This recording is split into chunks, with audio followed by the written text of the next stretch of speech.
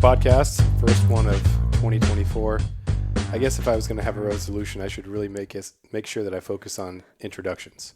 Sometimes I just get going. So welcome back to the podcast. Glad you're here. Happy New Year. Here with my wife. Hello. And I guess we could start there. Have you ever done like resolutions or focus words or anything like that?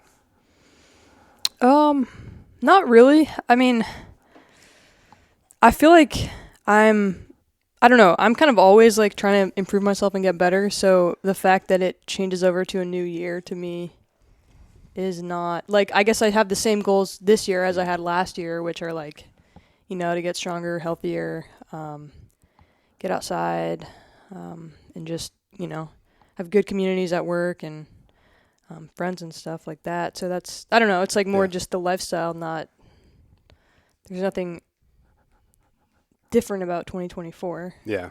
I think a lot of things occur to me throughout the year.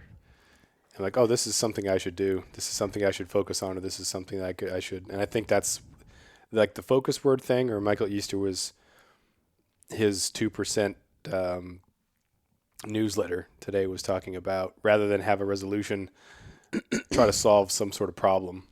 That way it's not a goal as far as a number to reach. I'm going to run this many miles, or I'm going to lift this much, or I'm going to do this, because that could come to an end. If you accomplish that goal, then what?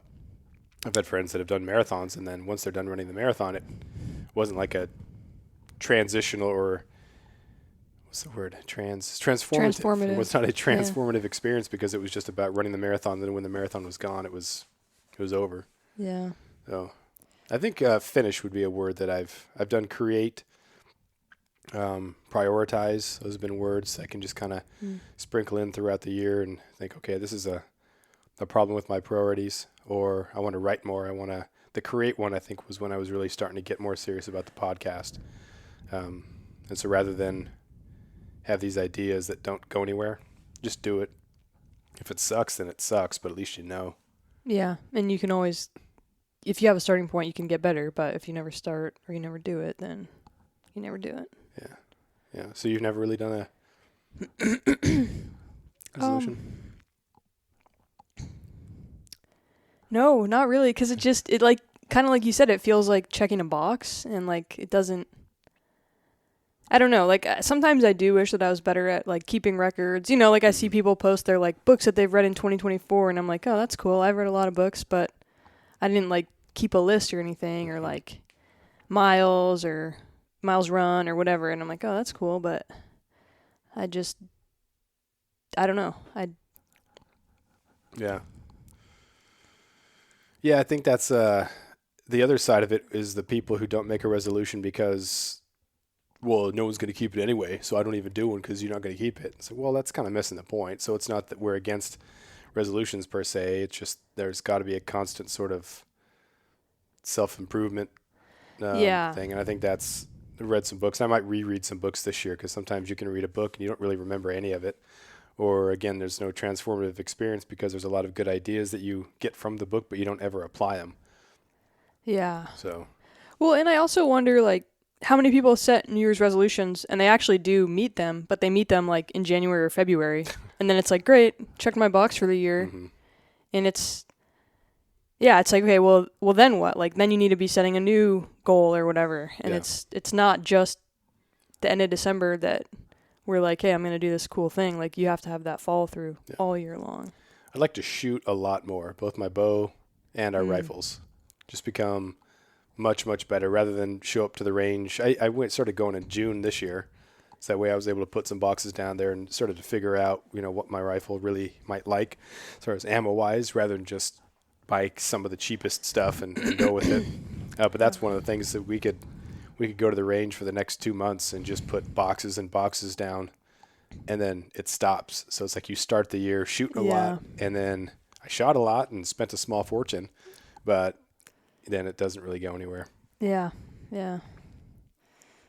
Yeah, I would like to shoot my bow more. I've kind of fallen out of that since I can't actually bow hunt here, since I need to take the bow hunter class and it's not offered ever. No, it's tough. I think it's around sometimes, but it's when people post stuff on Facebook, it doesn't get everywhere. it just gets to the Yeah. circle of people who happen to be in that. So it's hard to really reach everybody because there's no centralized information area. It might be Yeah. Facebook, but there's just so much other stuff on Facebook, and maybe more people are on Instagram and not Facebook, and your algorithm doesn't show it to you.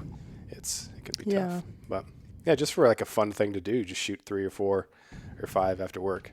Yeah. It's a super simple thing to do. I was doing that last year, 2 years ago, but this last year with I was shooting a lot before we went up to the caribou hunt 2 years ago with Ryan. Yeah, and yeah. that was a lot of fun to really feel like I was getting pretty good at it.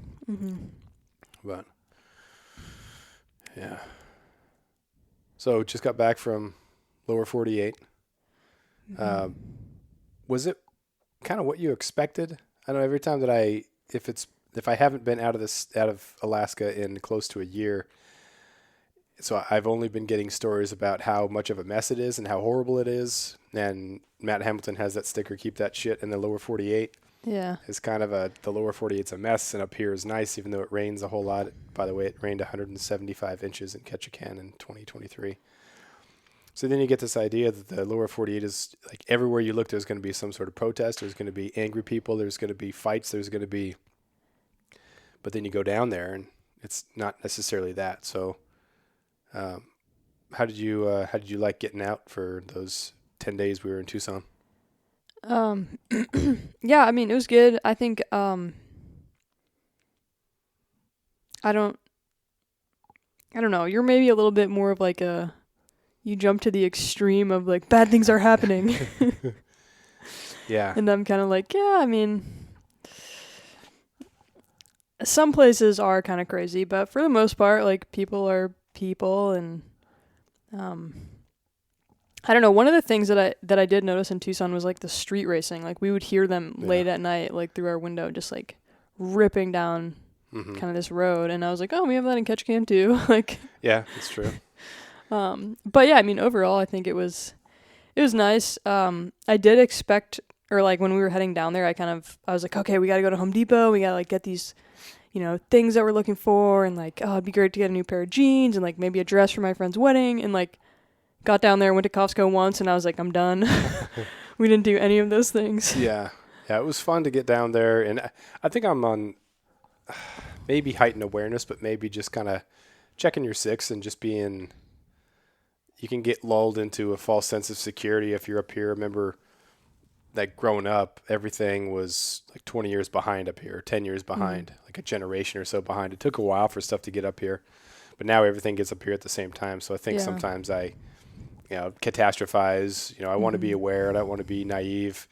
But yeah, you go to these areas and you just see that it's just people being people. Like you stay out of bad areas at bad times of day.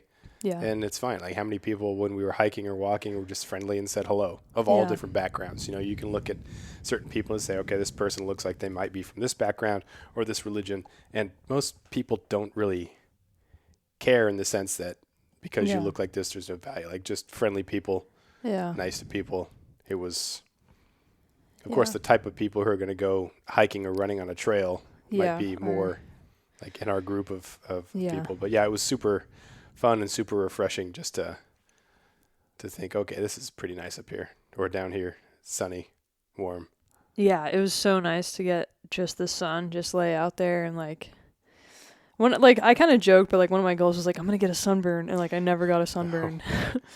Yeah, I figured I was a little bit worried because we went out hiking and then we went to the range to hit golf balls, and I thought this is gonna happen because we're at the 2-hour mark.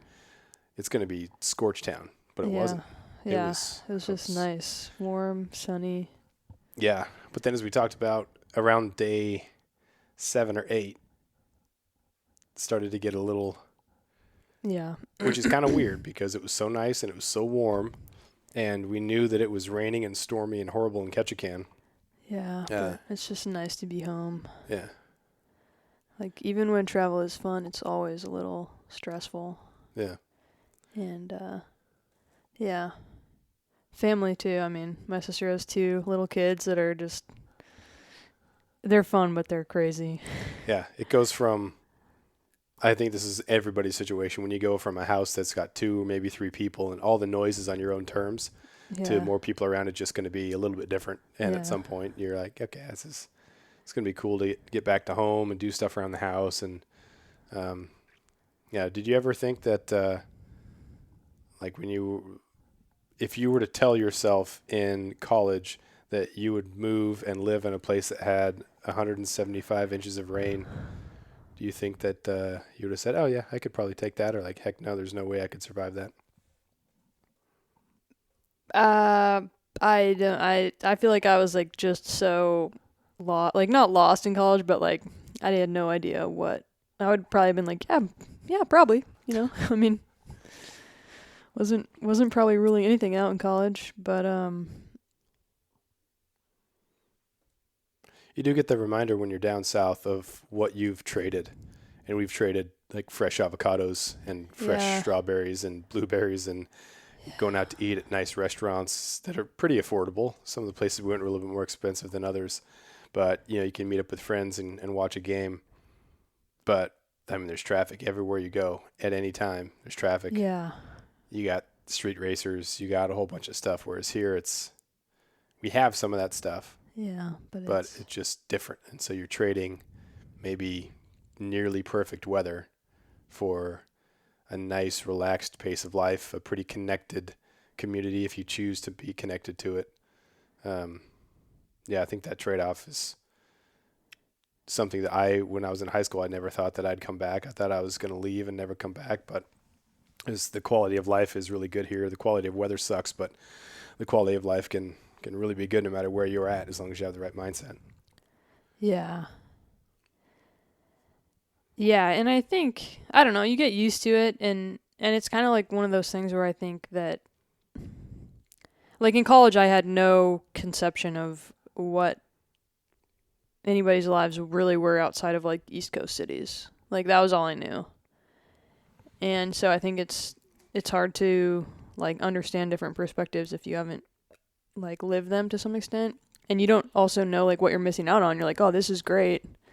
I have my weekly brunch after church and we have board game night on Thursdays and we have our things and it's like, yeah, that's like cool. But it could be cooler. Yeah. Yeah, and it doesn't mean that just because that's not your thing that it's bad or wrong. It's just Yeah. it's kind of nice to take the e-bikes up to Rob's Build and check that out, or go out to the arts fair. Would you guys, Mallory and We went to the Andy went to local grind. the local grind. Yeah, they're like It's kind of like a monthly talent show thing. Yeah, it's a lot of cool stuff you can get involved in, and then it's nice too where we're at. We got some sun on the lot still. It's Yeah. 1:15, but we still have sun on the greenhouse. I know. I'm so stoked about the greenhouse. Cannot Yeah. wait to start planting things. Yeah, it's kind of overbearing. You look around and we don't have a big lot, but we have enough to have a lot of work. Yeah. But that's going to be fun. We can start working on that now and chip away. It's just something about just working the property, just Yeah. putting some time and energy into it. And yeah, it's chores and yeah, it sucks, but still you have that feeling of satisfaction that you don't have if And it's just just getting mowing the lawn for the fresh HOA. food. Yeah, that's going to be awesome. I miss the salads to go with our Mhm. venison and goat. Yeah. What else were we going to talk about? Oh, came back. Oh, had 6 hours in Seattle on the way home. So downloaded Scarcity Brain by Michael Easter. Great book, definitely recommend. We were walking around. I think we walked 4 or 5 miles in the airport, just inhaling a whole bunch of germs. That's probably why we're kind of sick. Yeah.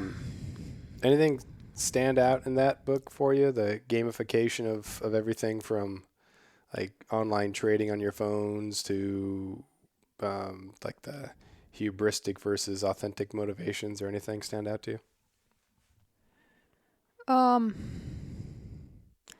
I mean, honestly, the thing that stood out to me the most was like how, so like the whole premise is that we have this the dopamine reward system, the way our brains are wired, like helped us to be persistent in hunting and gathering when we were early on in our evolutionary history, and that now that's been basically like short circuited by all these like gambling, social media, drugs. He gives a bunch of examples, and I don't know. Like to me, that like it was super interesting, and it was to me the biggest takeaway was that like one, how do people like spend their life's work taking advantage of other people? Like that to me is just like you know what you're doing, you know that you're helping, you're improving how addicting games are, you're improving how addicting gambling is, like how can you just keep like there's like research groups around the country that their goal is to figure out how to make it more addicting. And that's just like really sad to me. I don't know.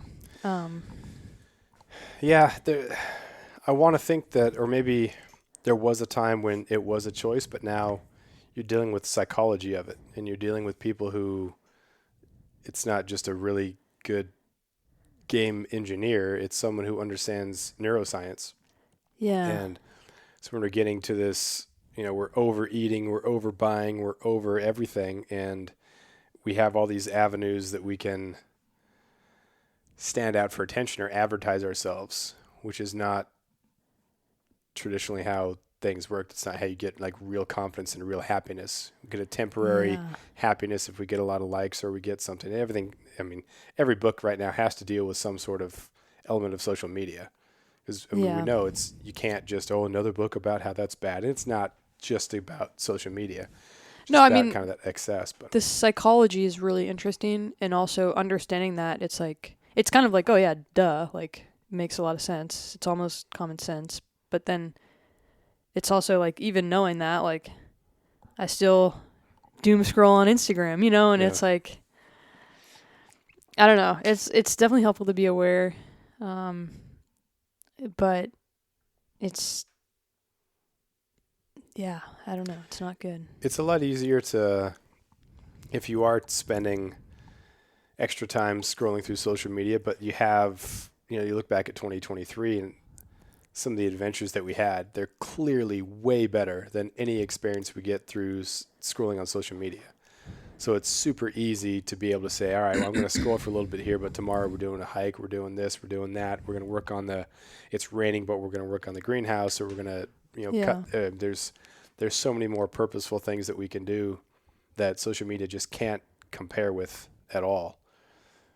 Yeah. And it makes me terribly afraid for the people who don't have their life set up or the opportunities to do those same things, which I think is why we fumble around as hunters and anglers about, when someone says, well, why are you going to catch a fish that you don't intend to keep? It's well, when we were floating down that river catching and releasing rainbow trout, it's like that's the dopamine hit. Yeah, exactly. I'm an addict. It's just it's hard to explain that. And if you don't really do it, then you don't really get it. And then the hunting thing, when you say, oh, I love hunting, it's fun. Someone who's an anti-hunter says, oh, you think it's fun murdering something? Well, it's not fun I'm going to smear the blood on my face, or I enjoy the killing part. It's the whole everything of it. And it is miserable, but it's that reminder that I'm this type of person. And even if it was miserable, it's cool to be up on that mountain. We were hiking the Caribou, and like my Achilles was just killing me. I was going to make it, I just couldn't go fast. And I hadn't had the Achilles tendonitis in a long time. It was kind of weird. I don't know if it was boots or what, but a little bit of rain, but you knew you're going to make it. And that's like an all-time experience. So I'm going to scroll through social media. I'm going to look at Instagram, but I can't wait for that next experience, whether it be steelhead fishing in a couple of weeks or spring bear or whatever. And that's having that something that some people don't have, or a lot of people don't have. And so they totally replace that real life experience with something that's fake. Yeah. And I do think it's cool that like we are wired to be out hunting and fishing and gathering. Like that's cool that even if you've never done that, like that's wired into you. And I think if people got out and did it, and it would, I don't know. I don't know. I think it's like, so with the whole way that like gambling and stuff, short wires are like circuits, like he talks about how like you actually get the biggest dopamine hit when you're like playing the game and you're like, ooh, I could get a big reward. it's before you actually get the reward that you get that highest dopamine hit. And so like I think that's really cool thinking about like, okay, when you're out hunting, like, okay, you're getting those feel good endorphins when you're like out there, like, ooh, like start, dawn on the first day of hunting season, like what could happen today? Like that's when it's like you're getting those highs. It's not when you get the kill. It's when you're out there and you're like anticipating what might happen that day. And so I thought that was kind of cool that like getting the reward is not like that makes you addicted, but that's not actually what makes you feel good. It's out there doing the work, I guess, and like the potential, which is kind of cool. Which is crazy that given all of that, when you saw that 4x3 in the clear cut, and when you said, there's a buck, you were so calm. I was like, okay, maybe it's a little forky. And you said, it's tall. And I thought, okay, she's excusing a small forky, but it is tall. And I looked at the thing like, that thing is a mega. And I was just trying to be kind of calm with that anticipation of it staring right at us. And you made the shot, but ooh, that's a heart flutterer. Yeah. That anticipation when we had the goat and the deer, and I had the deer in the crosshairs, or at least like just the top of the forehead because it was behind that rock. And then we have the drama of the goat on the left side of us. That's, again, an all-time memory. Like 2023 was unbelievable with those sort of just unique things that'll probably never happen again. But that doesn't mean it's like all downhill from here. Like I'm excited to see what we have this year and what issues and things might come up. Yeah. So yeah, good book. Listened to it. Finished it when we got back. Yeah. Any other? I think we talked about books before, so we won't go there. What are you reading now? I don't know. I'm reading this book called Leaders Eat Last, it's kind of interesting. It's like about how, as a leader, you should, you're there to like serve the people that work for you, and you're there to, like, if you have a good work culture, then people don't feel like